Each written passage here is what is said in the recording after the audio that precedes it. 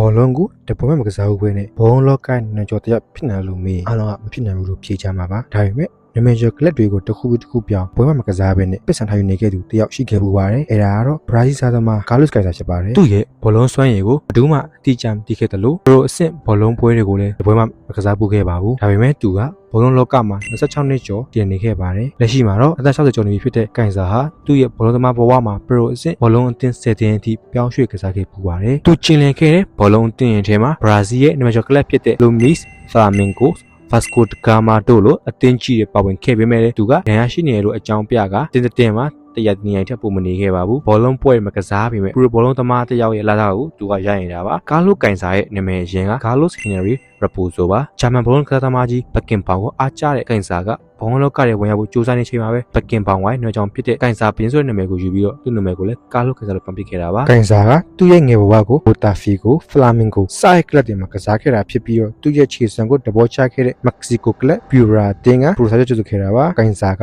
မက္ကဆီကိုကလပ်ရဲ့အရန်ကုန်မှာတပွဲမှာကစားခဲ့ရပြီးနဲ့တရားကြီးကုန်ဆုံးသွားခဲ့ရပါတယ်ပြီးရတယ်ဘရာဇီးမြေကိုပြန်လာခဲ့ပါတယ်အဲဒီနောက်မှာတော့ကိုင်ဆာက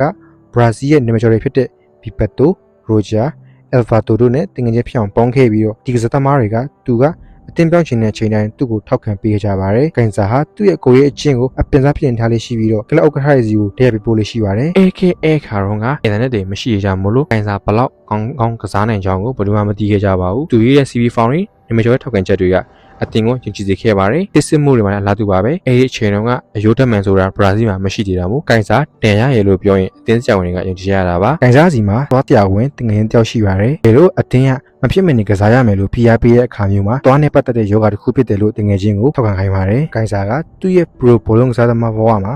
မျိုးသမီးရောက်တစ်ထောင်နဲ့အိတ်ခဲဖူရလို့တီးရခဲ့ပါတယ်။မိမရှုချင်းကသူ့ရဲ့ကျွန့်ကျင်မှုအစစ်အမှန်ဖြစ်ခဲ့တာပါ။1994ခုနှစ်တုန်းကဘရာဇီးနဲ့သူကမ္ဘာဖလားချန်ပီယံဖြစ်ခဲ့တဲ့ဘီတက်တိုကကိုင်ဆာဟာစကားပြောအလွန်ကောင်းကြောင်းနဲ့ဒုစဆန်ရဲ့အရန်ကောင်းတဲ့ဖြစ်ကြောင်းကိုမှတ်ချက်ပေးခဲ့ပူပါတယ်ကျွန်တော်ပြောတဲ့ကိုင်ဆာဘောလောကတွေကနေထွက်ခွာသွားခဲ့တာကြာလာပါပြီဒါပေမဲ့လည်းသူရဲ့စိတ်ဝင်စားဖို့ကောင်းတဲ့နောက်ခံအကြောင်းတွေကြောင့်မှတ်တမ်းရုပ်ရှင်ရိုက်ခွင့်ရခဲ့တယ်လို့တကဘာလုံးကလည်းအော်တောင်းနေဖြစ်ခဲ့ရပါတယ်ဒီအကြောင်းကိုတော့တယောက်ယောက်ကိုပြောပြတဲ့အခါမှာဖြစ်နိုင်ဘူးပြောကြမှာအမှန်ဖြစ်ပေမဲ့လည်းကိုင်ဆာကတော့သူလုပ်ခဲ့တာမှန်ကန်တဲ့အကြောင်းကိုတကဘာလုံးကိုညာပေးသွားခဲ့ပါတယ်အားလုံးပဲကျေးဇူးတင်ပါတယ်အခုအကြောင်းလေးပြပြပေးတာတော့ကျွန်တော်ညစ်ဖုတ်ဘောကဖြစ်ပါတယ်